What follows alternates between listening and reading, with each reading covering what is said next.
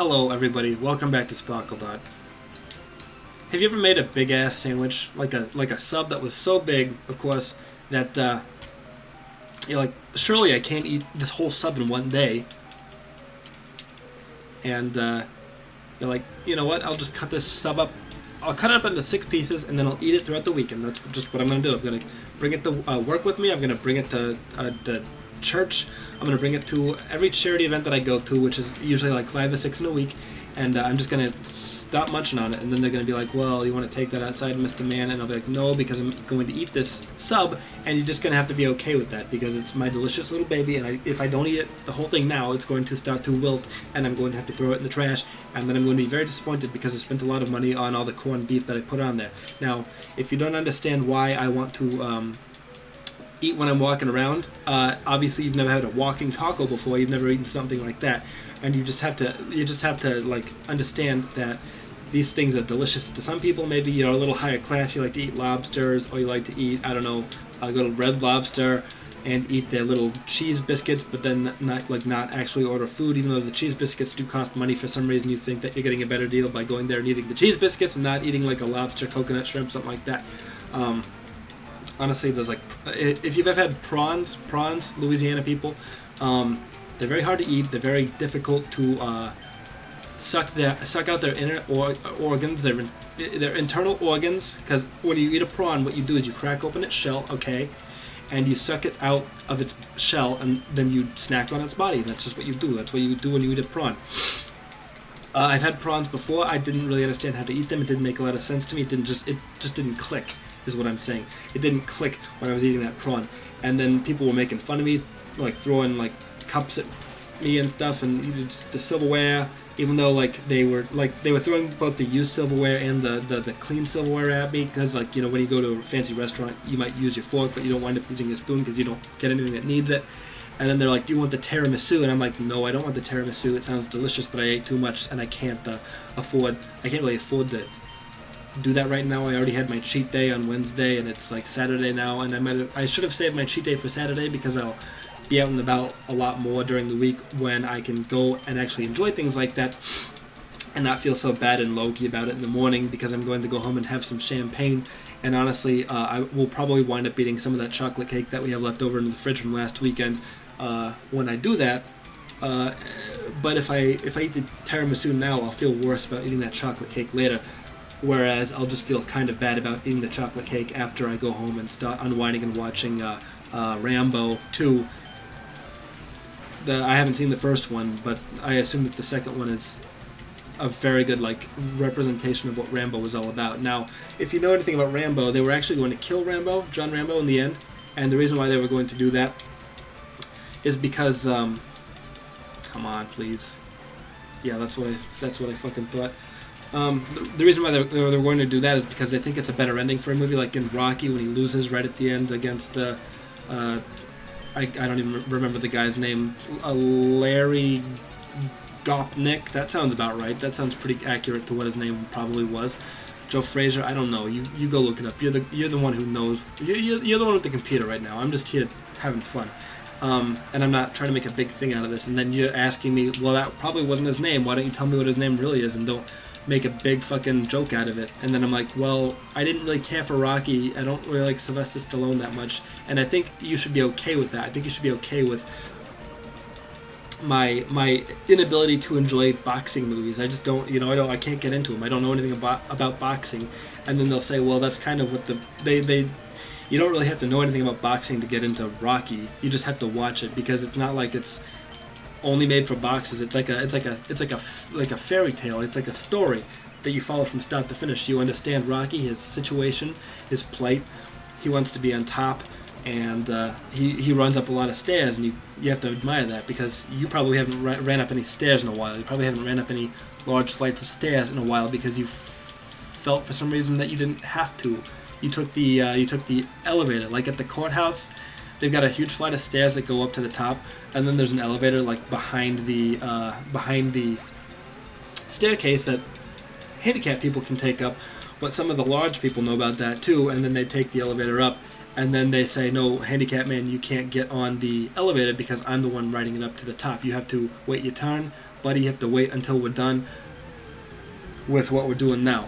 So that's really what it comes down to. Is fat people, don't be rude to handicapped people. Like when you go to a grocery store and there's like, you know that there's like 2 of those motor carts that they have at the store, and that it's just like there for the handicapped people, and then they're not there when you get there, and you've got crutches or whatever.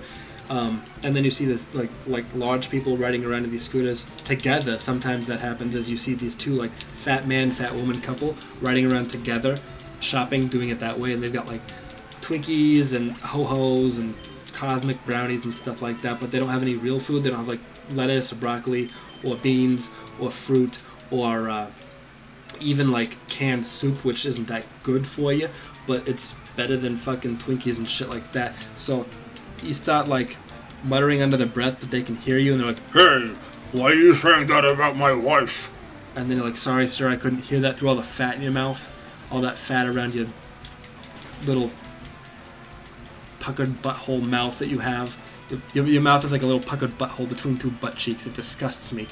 And he's like, "That's a real thing that you say." He sounds like Wilford Brimley, because when fat people get so fat, they just start to have that voice. That's just how it is. I don't make the rules. That's just biology. As fat people get that voice. And he starts driving over towards you, and then you just step out of the way, and then he can't get you because you're standing between like a pallet and a long cooler, and he can't drive there because he's too large. And he tries to get up, and he's got his little like cane walker thing that he's got that has a tennis ball on the bottom of it, and he starts trying to hit you with it, but you're out of range. And then he just get really mad, and he starts like, "I want to talk to a manager." And then at that point the manager comes over and says, "Sorry sir, there's nothing I can do to help you. Being fat is not a handicap. It's I'm digging myself a hole here. I don't want to dig myself a hole. If I was going to dig anything, it would be a large pit to put a pool in so that I can swim in the ground at home and not have to go use Robbie's swimming pool whenever I want to get wet and go swimming. That's what it's all about. Because I bought like an inner tube that's shaped like a donut, and like a life raft that's shaped like a pizza, and I want to put those in the water and jump around on them, but I can't do that because I don't have a pool of my own. And you might be thinking to yourself, well, why did you buy those things if you don't have a pool? And let me tell you this, you can take those to a public pool. They don't really care that much. You don't have to have your own pool to be able to do that sort of thing. Or the ocean or whatever, or a lake. You can go down to Lake Clarence, and it's just a lot of fun down there. You can go splash and having fun time like a stingray would if he was capable of sentient thought. That's what I like about stingrays, is that they look like they're just having fun all the time. Stingrays and pandas, they just look like they're having so much fun all the time, and I just feel kind of jealous about that. I want to have that in my life, but I feel like it's just not something I've ever been able to attain. It's always been right out of reach. It's been just right out of my grasp, and when I finally feel like I get there, I wake up and I'm sweating, and I get out of bed and I take a shower, and then I reflect on life, and I reflect on the things that have bothered me in the past. And then I go into work, and my friend's like, why do you look so upset? And I'll tell them why I look so upset. It's because I've been living this life, this treacherous, drudgy life, my whole life, and I've just been waiting for something more to come along. I'm just waiting, and that's what I've been doing. And then they'll say, you're stupid. Why don't you just drink like the rest of us and get over it, and then just be okay with mediocrity? And I'll be like, I can't be okay with mediocrity. I think too much of myself to just settle for something like that, to be mediocre. And they'll be like, well, what are you doing to improve that? And then I'll tell them that I'm not doing anything to improve that. And they'll be like, well, why do you have the right to complain? And then I'll sit there and think about it for a second, and then I'll be like, you know what? He's got a very good point. I can't argue with that. So if he's going to be so rude to me as to say these mean things that I decided to take offense to, even though they're absolutely 100% true, that reflects poorly on me as a person. That's a thing too. Is people, whenever you try to like give them guidance, try to make them better people for whatever reason, they get offended by that. And I don't think people should get offended by burps every episode.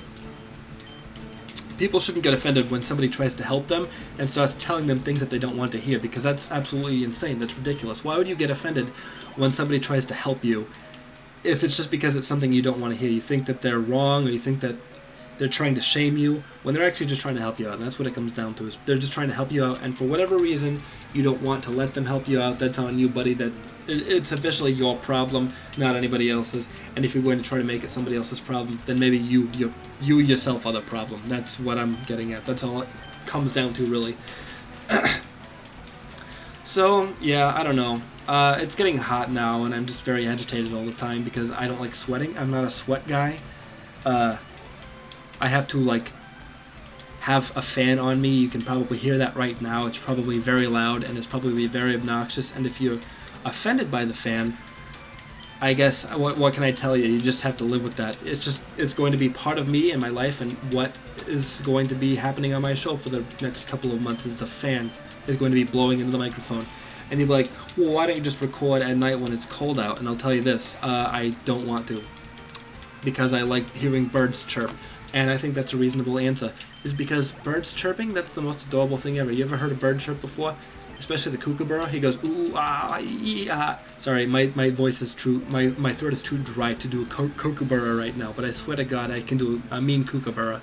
That's my promise. I'm going to make that promise to you right now, is that I can do a mean kookaburra, and if you think for whatever reason that I'm lying about that, then I guess maybe you're just a miserable person who doesn't like to give anyone the benefit of the doubt.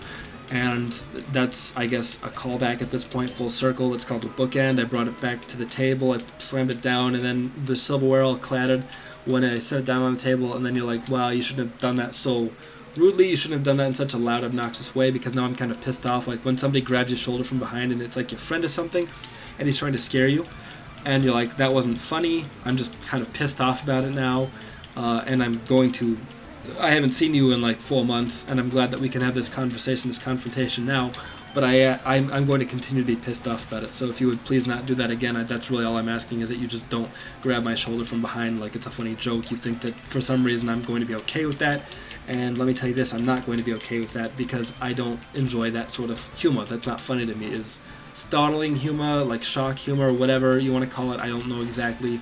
It's not funny to me. It doesn't make me laugh. It doesn't make me go yuck, yuck, yuck. All it does is make me say yuck, yuck, yuck to you in your face. I'll call you yuck, yuck, yuck. And then you'll be like, that's rude. Why would you say that to me? I'm your friend. And then you'll be like, how good of friends can we really be if we don't see each other more than once every 4 months? Honestly, that's obvious. That says something about our relationship. Obviously, because you live like, 15 minutes away from here? We could see each other anytime, any day of the week. And yet, for some reason, you're always busy. Not that I care. I've got my own life. I've got my own things to do. I've got my own things to take into consideration when planning out my day. But, I mean, like on the weekends I'm free, and you know that, and you're free too. I know, because you don't work a full-time job. You work like 32 hours a week for whatever reason, because you decided to work at a retail job where they don't give you full-time for whatever reason. They think that it's not something that they want to give their employees, because they don't want to pay more, because it costs more for them to have full-time employees than to just have part-time employees that they can tell to do whatever they want to whenever they want to. And that's just, if you work a retail job, that's kind of what you rope yourself into. So anyways, it's been a ramble. Thank you for watching SparkleDart. Goodbye. Mwah.